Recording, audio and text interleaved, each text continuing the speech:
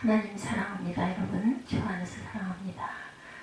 전에 빠졌던 부분 사무엘하 1장 21절에서 27절 활의 노래가죠. 다윗이 사울과 요나단이 전쟁에서 죽은 것을 슬퍼하면서 지어서 불렀던 애가, 그리고 이스라엘 백성들에게 부르게 했던 그런 활의 노래입니다. 성령께서 우리에게 주시는 귀한 말씀으로 우리 마음밭에 심어지기 바랍니다. 오늘 우리가 읽은 본문 말씀의 등장 인물, 아까 말씀드린 대로 요나단과 사울이죠. 요나단이나 사울을 떠올리면 항상 그 가운데 다윗이 생각이 납니다. 오늘 말씀에서 다윗을 가운데 두고 갈등했던 요나단과 사울함의 최후 생각해 봅니다. 사울은 이스라엘의 최초의 왕이죠. 백성들이 기쁘게 뽑았던 왕이고, 누가 보더라도 왕이 될 만한 아주 그 출중한 인물을 가지고 있는 그런 듬직한 사람. 사울과 요나단은 적어도 다윗이 나타나기 전까지는 아주 좋은 부자 관계를 가지고 있었어요. 어느 날 다윗이 골리앗을 죽이면서 문제가 됩니다. 다윗이 바로 문제의 시발점이 되죠. 사울에게 있어서 다윗은 경쟁자이자 자신의 자리를 위협하는 무서운 존재였어요. 골리앗을 죽이면서 기가 막히게 등장한 다윗, 요즘 말로 말하면 인기, 아이돌 스타. 그렇죠. 처음에는 자신의 딸을 주어서 사위를 삼고 가족을 만들려고 다독여서 자기 편으로 만들려고 했어요. 그런데 생각보다 너무 큰 위협적인 존재가 됩니다.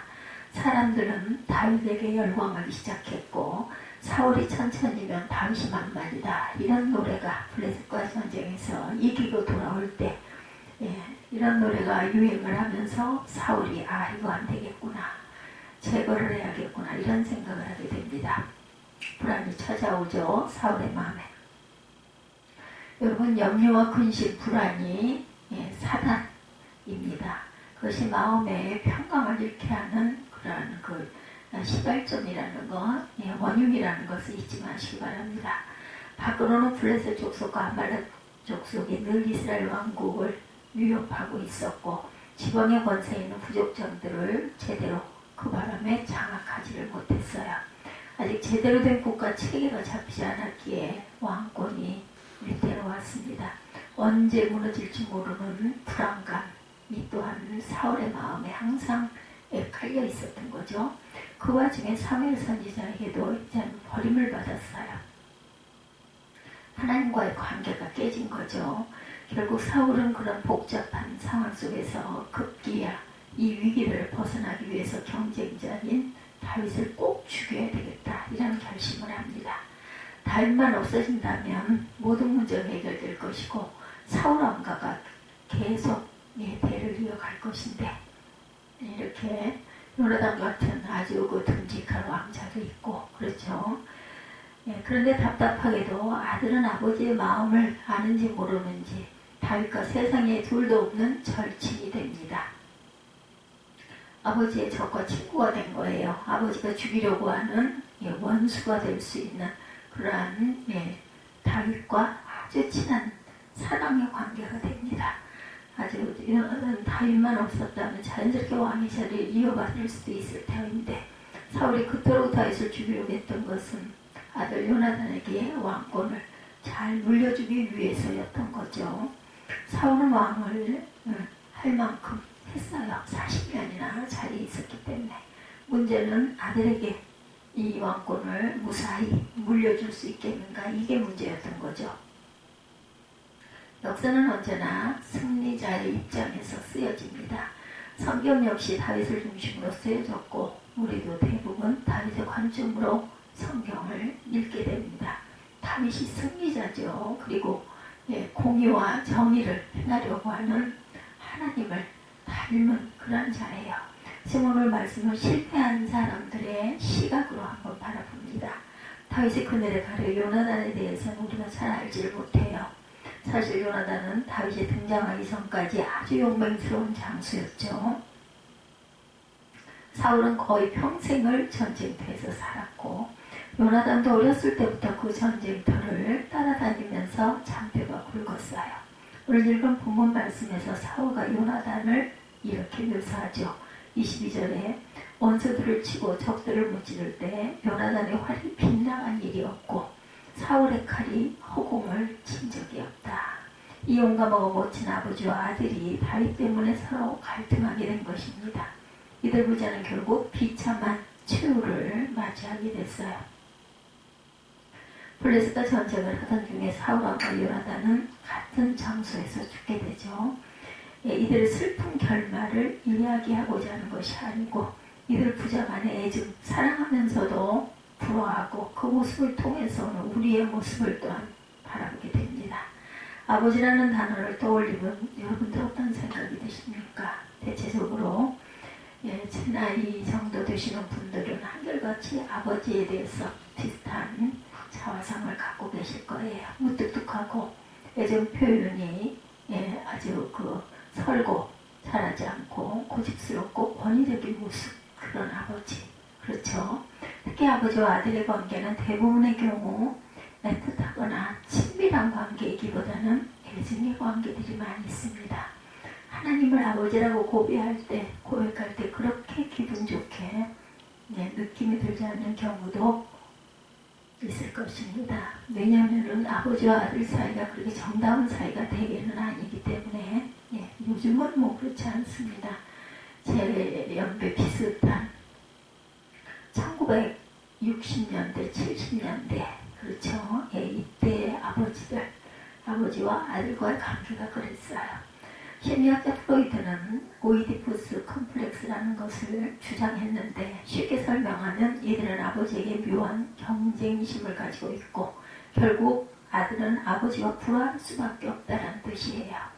사실 아들과 아버지뿐만이 아니죠. 모든 자식들은 부모님들과 갈등을 나름 겪게 됩니다. 사춘기를 지나가면서 대부분의 아이들은 부모님들과 대결을 해요.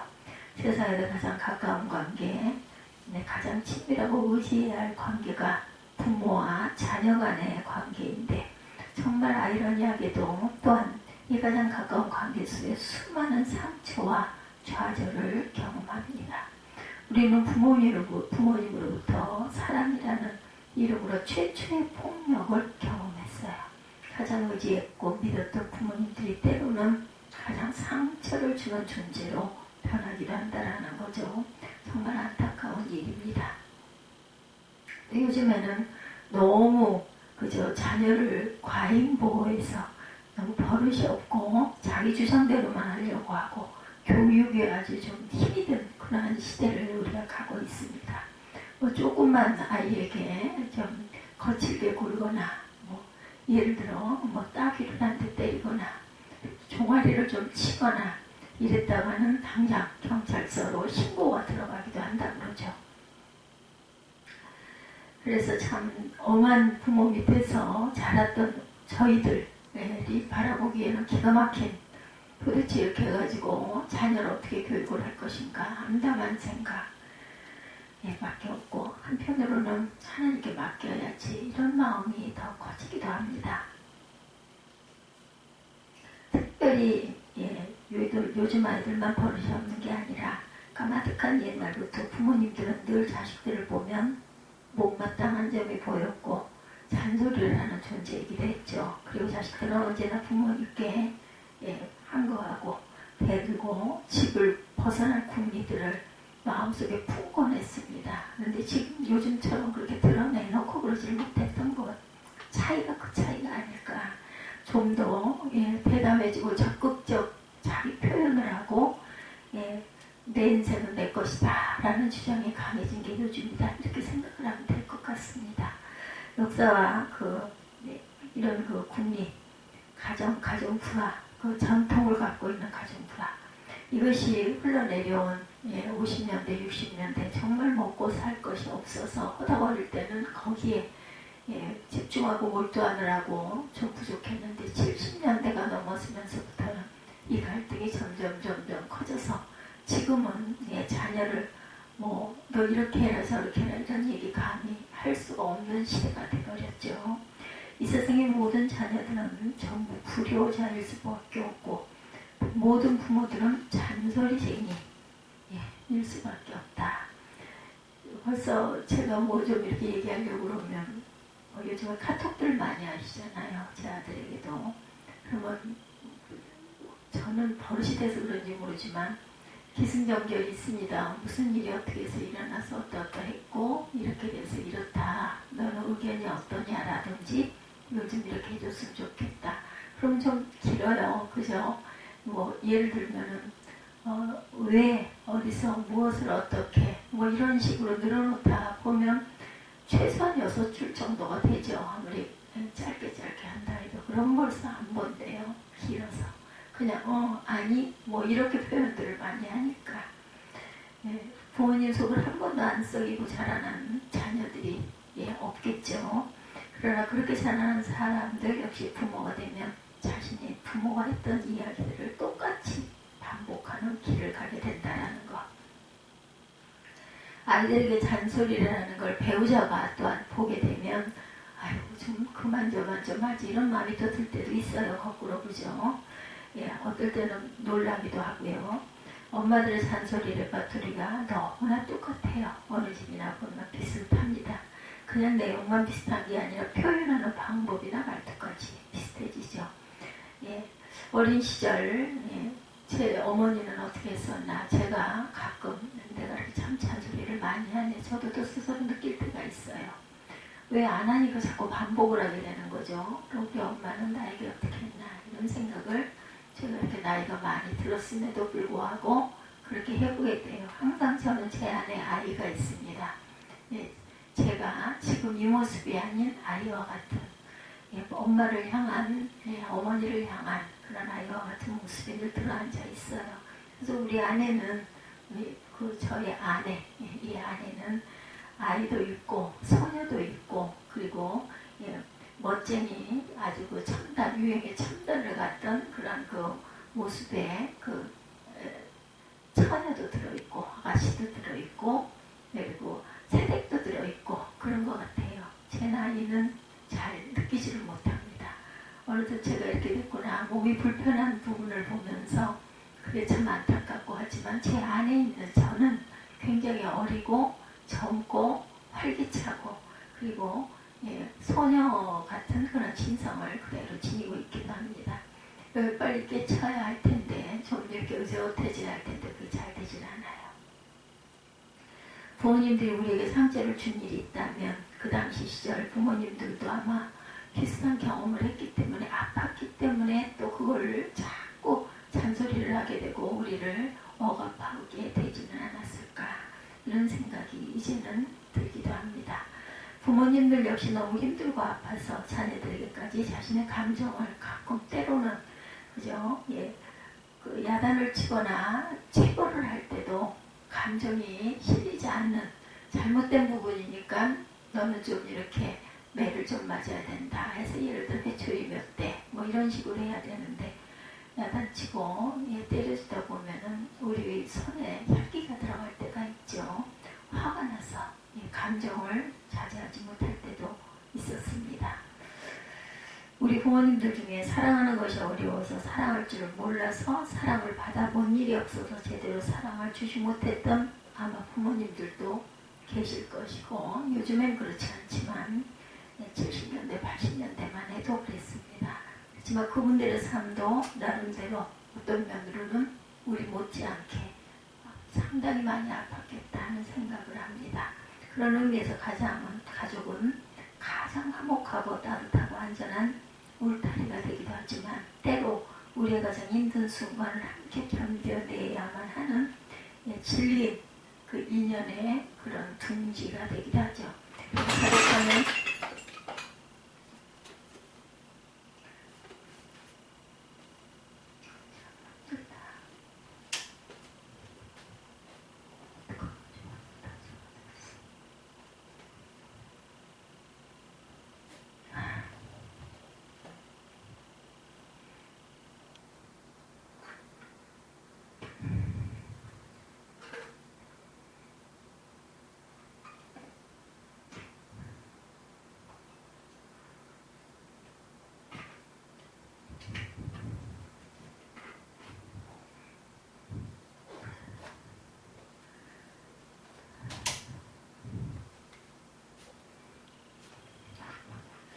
이상하게 이 활의 사무엘하 그 1장 말씀이 자꾸 이렇게 중간에 중단이 되는 그런 사건들이 자꾸 생겨서 제가 이 말씀을 세 번째 증거하고 있는데 조금 중간에 이렇게 불협화음이 있었지만 그냥 계속해서 함께 말씀을 끝까지 가도록 하겠습니다. 그래서 가족하면 따뜻한 기억과 행복한 그 기억을 가지고 있는 분도 계시고 아프고 괴로운 상처를 가지고 계신 분들도 계실 거예요. 그럼에도 우리는 모두 부모님들에게 빚을 지고 있는 돌아가신 부모님, 다시는 배울 수 없는 그런 부모님들에게 빚을 가지고 있는 사람들이기도 합니다. 부모님들이 계시지 않았다면 우리는 모두 이 땅에 태어나지도 못했겠죠. 부모님들 덕분에 우리가 지금 이 시간 존재하고 있기도 합니다. 원망을 하든 미워하든 혹은 사랑하든 그것을 가능하게 하신 부모님들께 우리가 빚을 지고 있다는 것. 부모님들은 우리를 존재하게 하셨지만 우리는 부모님들을 그저 부모님들에게 받기만 하고 갚지를 못하고 돌아가시고 살아가고 있습니다. 이것을 누구에게? 자녀들에게 또 이렇게 베풀면서 되게 그런 얘기 많이 하죠. 내가 입은 은혜를 내가 부모님에게 다 갚지 못하고 자녀에게 갚는다, 이런 이야기가 있습니다. 부모님들의 시간을, 그분들의 젊음과 그분들의 그 수고를, 그분들의 노력을, 그분들의 사랑과 감정을, 그분들의 모든 것을 우리는 어떻게 보면 누리고 주신 것을 누리기만 하고 돌려드리지를 못했다. 그것을 너무나 당연스럽게 생각을 하고 나이가 드니까 참 안타깝고 아쉽고 계셨으면 좋겠고 지금이라도, 그런데 또 만약에 계신다면 비슷할 것 같아요. 그렇죠?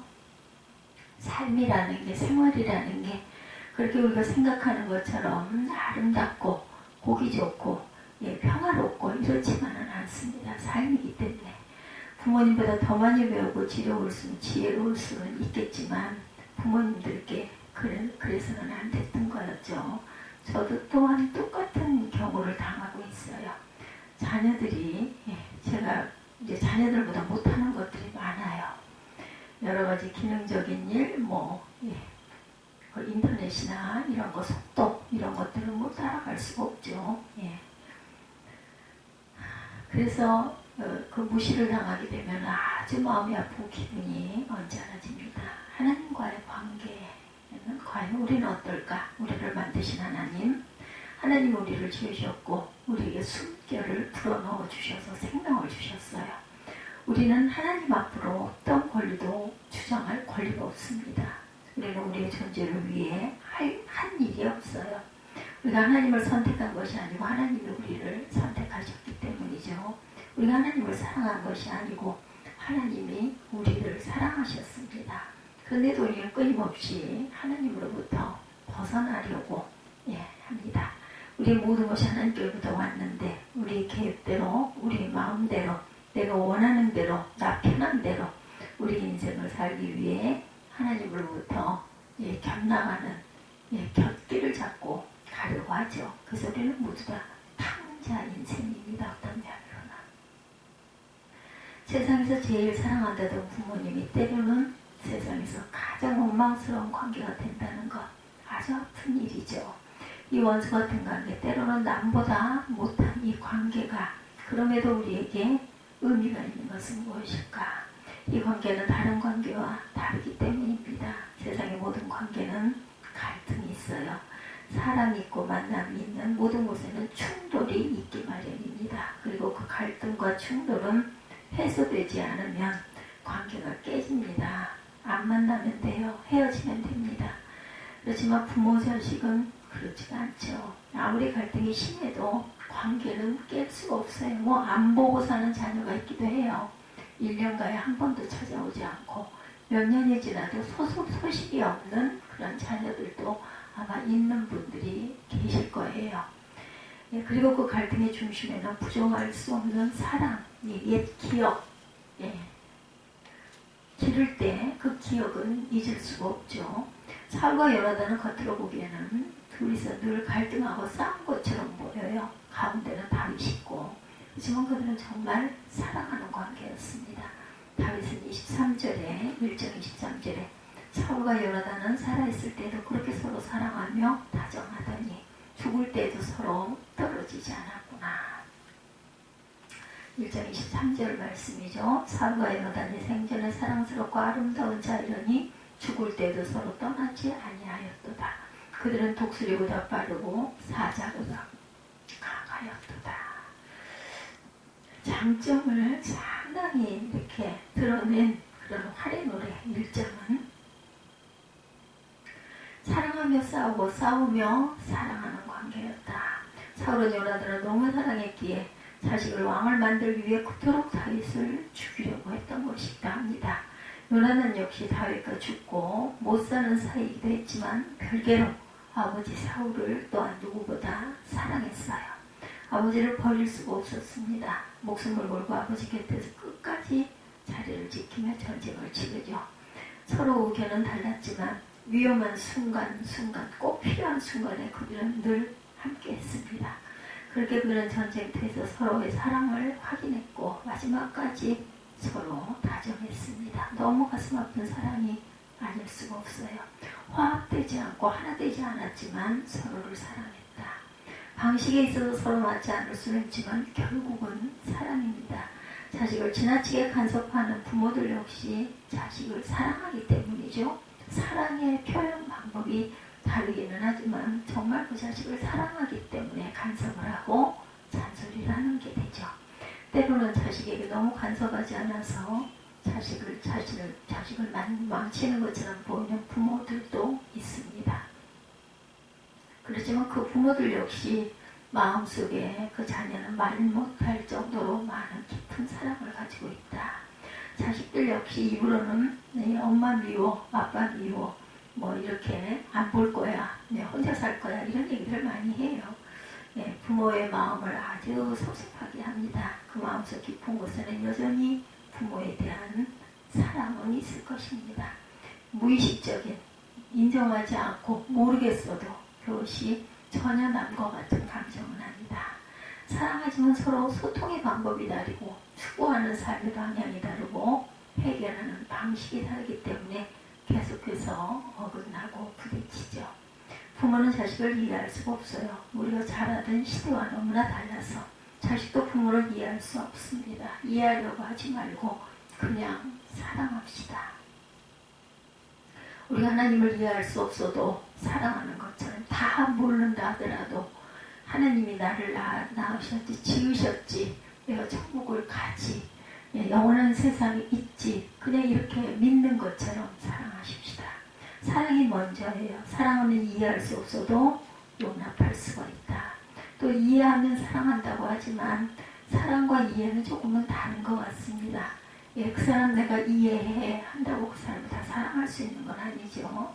사랑하면 감당할 수 있어요. 그것이 사랑의 의미입니다. 다윗은 이 노래에 활 노래라는 제목을 붙였어요. 왜 하필 활의 노래일까요? 사울은 활에 맞아 중상을 입게 됐습니다. 사울은 칼을 잘 쓰는 사람이었고 요나단은 활을 잘 쏘는 장수였어요.